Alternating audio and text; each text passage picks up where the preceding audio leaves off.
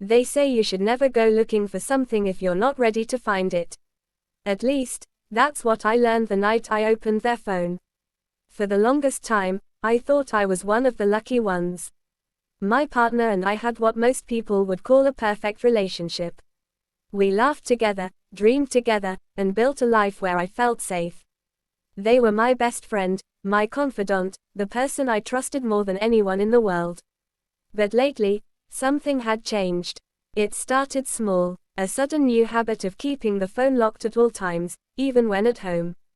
A shift in their work schedule, late nights, unexplained overtime, and vague excuses like, just a project running long.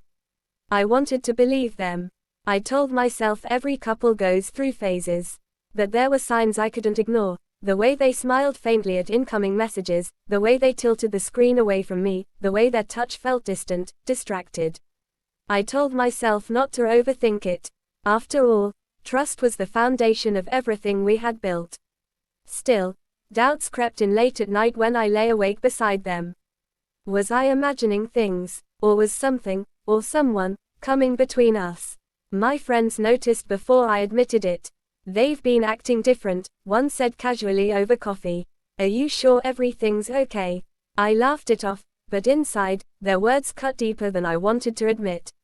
One night, it happened. The phone buzzed on the nightstand while they were in the shower. My heart skipped. A single notification, glowing innocently on the screen. Just one tap away from the truth.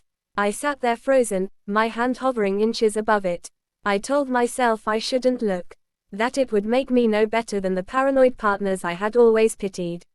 But another voice whispered louder, "If there's nothing to hide, why are they hiding so much?" My fingers trembled as I reached out. That phone wasn't just a device anymore, it was a locked box, holding secrets that had been eating away at my peace. I didn't open it that night. Instead, I pulled my hand back and buried my face in the pillow, trying to silence the storm in my head. But the thought wouldn't leave me. That phone held the answers I wasn't ready for. I didn't know it then, but the moment I decided to finally unlock it was the moment everything I thought I knew about love, trust, and loyalty would come crashing down. The next night, fate tested me again. My partner fell asleep early on the couch, phone resting loosely in their hand. I stared at it for what felt like an eternity, my heart pounding louder than the ticking clock on the wall. I told myself I'd only take a quick look. Just enough to silence the doubts. If there was nothing, I could finally sleep again. If there was something, well, at least I'd know. I slid the phone from their hand carefully, praying they wouldn't stir. My palms were clammy as I typed in the passcode I had seen them use 100 times before. The screen unlocked with a soft click. The first thing I saw was the messaging app. A name caught my eye, Alex from work. My stomach twisted. Alex was a name I'd heard before, mentioned in passing as just a colleague. I tapped the thread. At first, it looked ordinary. Work-related discussions, quick updates, nothing alarming. Relief washed over me, but then I scrolled further up. That's when the ground gave way beneath me. Messages dripping with affection, sent at 2 a.m. Heart emojis, inside jokes I didn't understand, phrases like, "I miss you already," and "last night was perfect." My throat tightened as I read line after line, unable to stop. Then came the pictures. A blurred photo of a restaurant I hadn't been to with them. A selfie with a smile I hadn't seen directed at me in months. And then, words that made my blood run cold, "I can't wait until we can be together without hiding." My hands shook so violently I nearly dropped the phone. My chest burned, a mix of rage, disbelief, and heartbreak colliding all at once. The person I trusted most, the one who had promised me forever, was living another life behind a screen.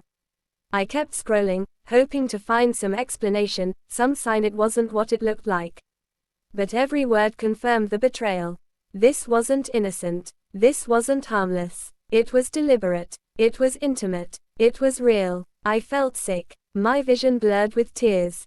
I wanted to scream, to throw the phone across the room, to wake him up and demand answers. But I didn't. Instead, I quietly locked the screen and placed it back in their hand, as if nothing had happened. They stirred slightly, mumbling in their sleep, and I froze. The irony of lying next to them, knowing what I now knew, nearly broke me. That night, I didn't sleep at all. I just lay there in the dark, staring at the ceiling, feeling like a stranger in my own life. I thought opening that phone would give me peace of mind. Instead, it ripped my heart out. By morning, I couldn't take it anymore. The weight of what I had read pressed on me like a stone on my chest. Every glance at them made my stomach churn. I had to confront it. Over breakfast, I tried to sound casual. "Hey, who's Alex from work? You've been talking a lot lately." They froze for half a second, just enough for me to notice, before forcing a smile. "Just a colleague." Why? My heart clenched. The lie came too easily. "I saw the messages," I said quietly, my voice trembling. "Don't lie to me." Their fork clattered against the plate. For a long moment, they just stared at me. Then came the denial. "You went through my phone. How could you invade my privacy like that?" I almost laughed through my tears. "Privacy? That's what you're worried about. Not the fact that you've been cheating on me." They stood up, pacing, running their hands through their hair. Anger flashed across their face, then panic, then shame. "It wasn't what it looked like," they muttered. "It didn't mean anything. Didn't mean anything." My voice cracked. "You told them you couldn't wait to be together. You told them last night was perfect. What about me? Was our life just, what? A cover? A joke?" They stopped in their tracks, eyes filling with guilt. For the first time, the truth slipped out. I didn't plan for it to happen. It just did. I felt seen. I felt alive again. "I didn't want to hurt you." The words hit me like knives. So, I wasn't enough anymore. All those nights they spent smiling at their phone, all those excuses, all those lies, it was because someone else made them feel alive.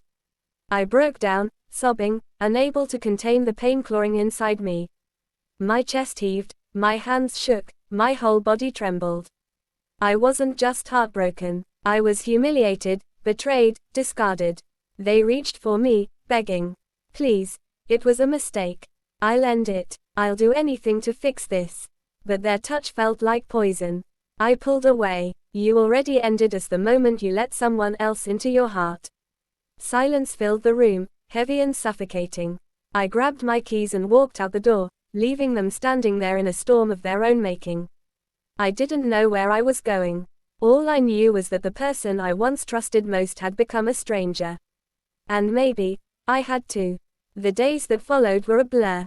My phone buzzed with calls and messages I couldn't bear to answer.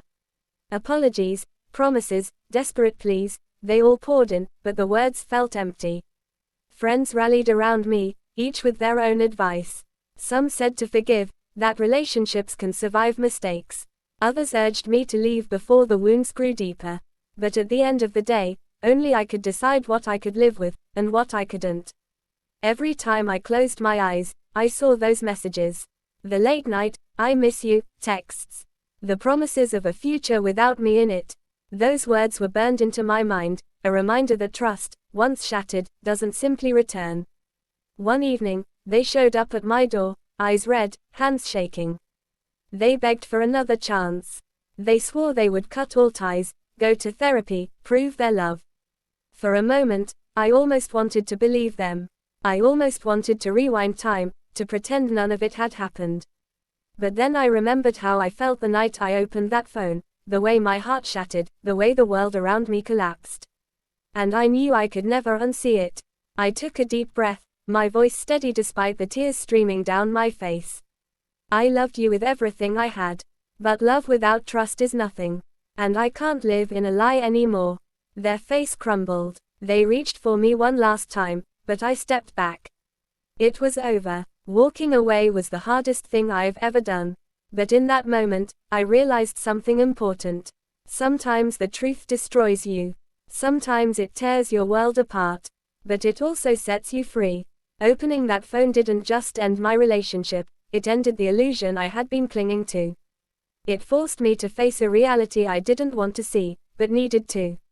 And though it broke me, it also saved me. Because now, I know this, I would rather live with a painful truth than a beautiful lie. And if you're listening to this, maybe you're asking yourself the same question I did. Would you look at the phone? Or would you rather never know?